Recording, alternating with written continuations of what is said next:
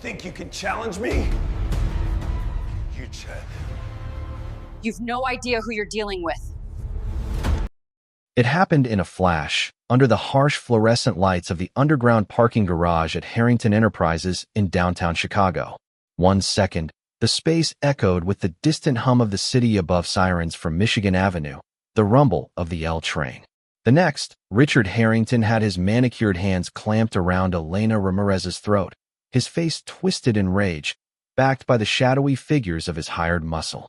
But Elena's eyes didn't widen in terror. They didn't beg for mercy. They fixed on him with a steely calm, the kind honed in places far deadlier than a corporate boardroom. In the 60 seconds that followed, the world would flip upside down, and a man who thought he owned everything would learn the hard way that some people aren't meant to be owned. Richard Harrington lounged in his executive chair on the 32nd floor, his custom-tailored gray suit fitting like a second skin. At 45, he had the polished look of someone who'd never skipped a gym session or a salon appointment, his salt and pepper hair perfectly styled, his green eyes sharp with the entitlement that came from old money. Profits are up 12%, declared Susan Lee, the HR director, her voice steady amid the boardroom's polished mahogany and floor-to-ceiling windows overlooking Lake Michigan. But employee morale in the maintenance division is dipping. Richard's lip curled. He knew exactly who she meant. Some folks just don't get the pecking order, he said, his Chicago accent clipped from years of Ivy League polish. They confuse a paycheck with a platform. The other executives shifted in their seats, uncomfortable. Richard's grandfather had founded Harrington Enterprises from a small shipping firm on the South Side, but Richard ran it like his personal empire, his stake giving him unchecked sway. Down in the lobby, Elena Ramirez maneuvered her janitorial cart across the gleaming tile floors.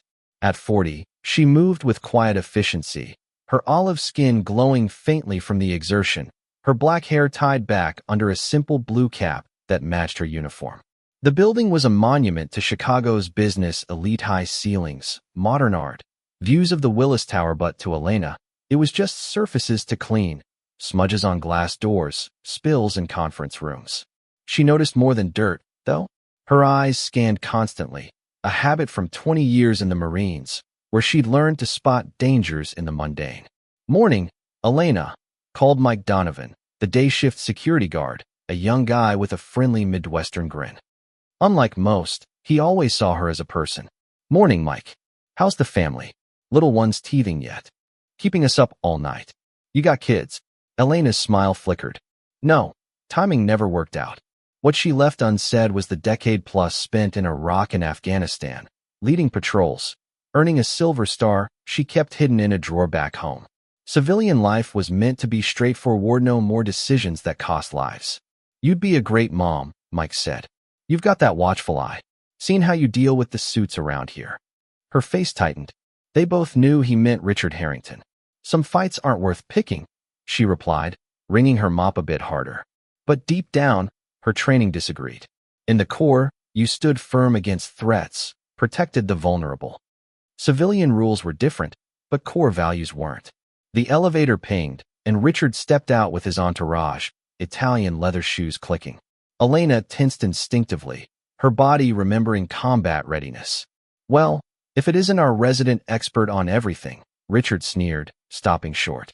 "Got any tips on stock trends, or should we stick to scrub brushes?" His lackeys chuckled awkwardly. Elena stood tall, meeting his gaze levelly. Up close, his cologne was overpowering, his eyes cold. "I don't meddle in your business, Mr. Harrington," she said evenly. "I'm just doing my job. Your job is mopping up, not mouthing off." The lobby hushed, employees pretending to be busy. "I've always been respectful, sir." Respect isn't just words. It's knowing your lane. The insult landed like a slap, echoing years of dismissals Elena had faced for her Latina heritage, her gender, her rank in the world.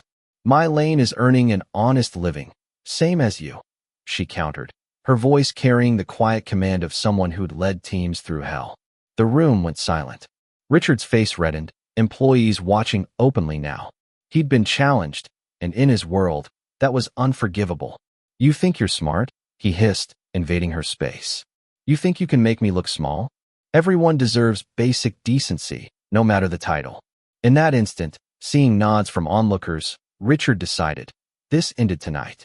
We'll see, he muttered, storming off. Elena resumed cleaning, but her instincts blared.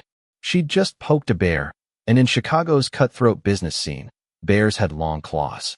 Twilight fell as Elena started her night shift. The tower quieted, the buzz of day replaced by the whir of vacuums. She preferred night's fewer egos to navigate. But Richard's words lingered like a storm warning. 20 years in the Marines had sharpened her gut feelings, and this felt like incoming fire. She knocked on Richard's office door, key in hand. The room screamed power. Sleek desk, diplomas from Yale, photos with senators at galas on Navy Pier. Emptying his trash, her mind raced. In the desert, she'd read threats in a glance. Richard wasn't just mad. He was humiliated, and humiliated men lashed out. Working overtime. Richard's voice startled her from the doorway, tie loosened, posture predatory. I didn't hear you, Mr. Harrington. Her hand twitched toward a phantom sidearm. Came for files. Fancy finding you here. He shut the door with a click that set her alarms ringing. One exit blocked. No weapons but supplies. He was fit but soft. She could handle him, but at what cost? I'll come back later. No. Time for a chat about respect. He leaned on his desk, circling her slowly. You humiliated me yesterday. Made me look weak. Not my intent, sir. Wasn't it? He blocked the door again. This was an ambush. You think a few fancy words make you equal? My signature's on your check. I decide if you work tomorrow. I get the chain of command. But it doesn't mean treating me like dirt. His laugh was sharp. Doesn't it? The question echoed every barrier she'd shattered. Boot camp sergeants doubting her. Officers questioning her intel skills. She'd proved them wrong with grit and medals. No, money doesn't make you superior. A fancy office doesn't either. Richard flushed. You insolento, you know what I could do. One call, you're blacklisted in Chicago. Then make it. Her calm defiance stunned him. He expected groveling. Instead, she stood like a Marine at attention. You think you're tough? He whispered. Street smarts won't save you. He saw her strength through his biases, assuming it was anger, not discipline. I'm a person deserving dignity. Like you. You're nothing, he exploded. A cleaner. Invisible. Your opinions don't matter. The venom revealed his core, entitlement unchecked. He wanted her broken. I matter to myself, she said. That's enough. We'll see.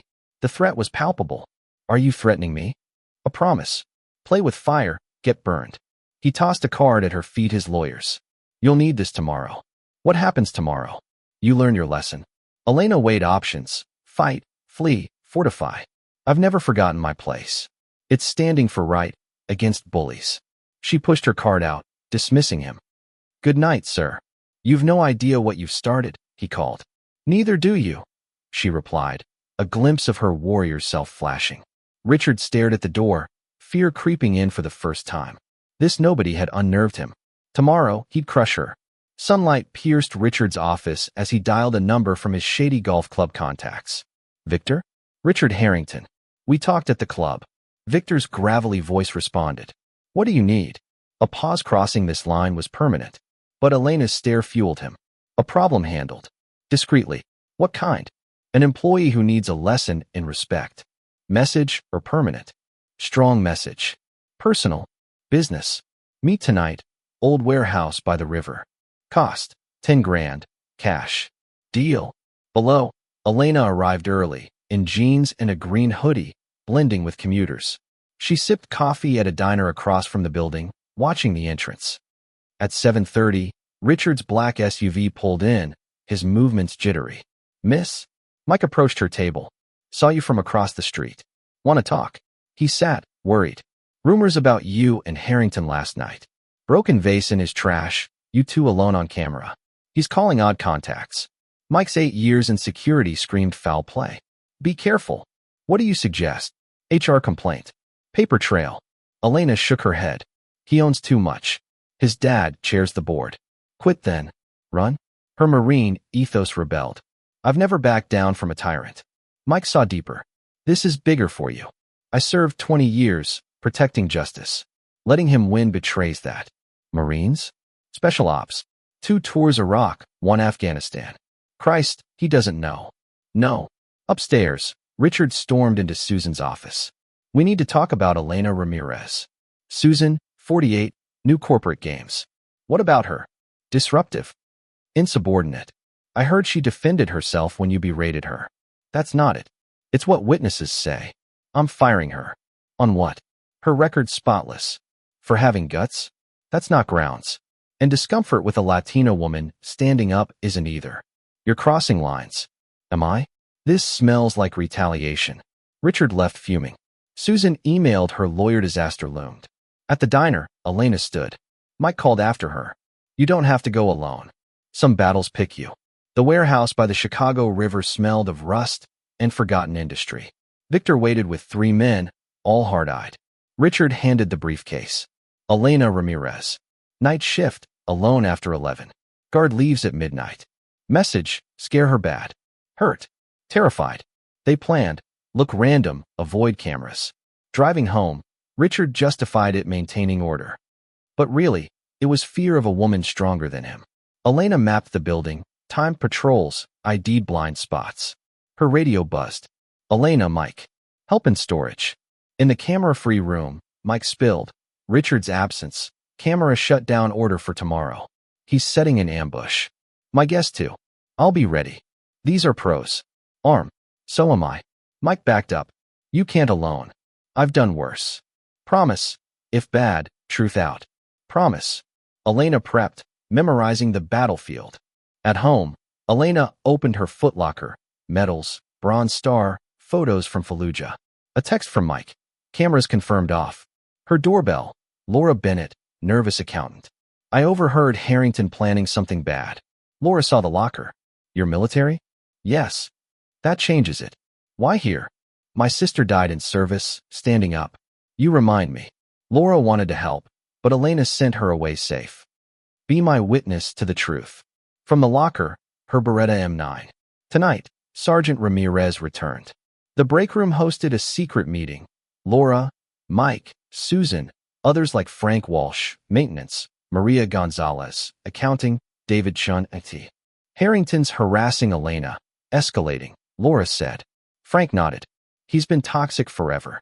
Susan shared his file, harassment history, covered up. David, I've logged emails, footage. They planned, witness, document. Elena got texts, we're with you. On the 31st floor, Richard confronted her. Big night. Yes. You could apologize. Some fights choose you. I choose to fight. His color drained. The garage felt like a crypt. Elena, in black, pistol holstered. Mike's radio. 3 cars, 8 men. Allies ready. Cameras on. News alerted. Victor stepped out. Elena Ramirez? Yes. Lesson time.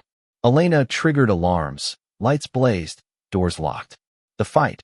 Elena used training dodged, struck, used extinguisher, sprinklers. One by one, attackers fell. Precise shots, improvised weapons. Victor's last stand. You're dead. No. She ended it. Police arrived. Detective John Harlan. 7 dead. You alone? Self-defense. Evidence poured in. Footage, files. Richard arrived, feigned shock. Arrested for conspiracy. Elena cleared. Months later, Elena founded Ramirez Protection Services. Harrington got 20 years, company reformed. The Ramirez Law tracked harassers. Elena consulted for veterans, found peace. 1 year on, her story inspired change. Allies thrived. As Chicago's lights twinkled, Elena knew, standing up ripples outward. What do you think about the role of violence in fighting injustice? Share your thoughts in the comments. Do you believe self-defense like Elena's is justified, or should there always be another way? Take a stand and let us know your perspective.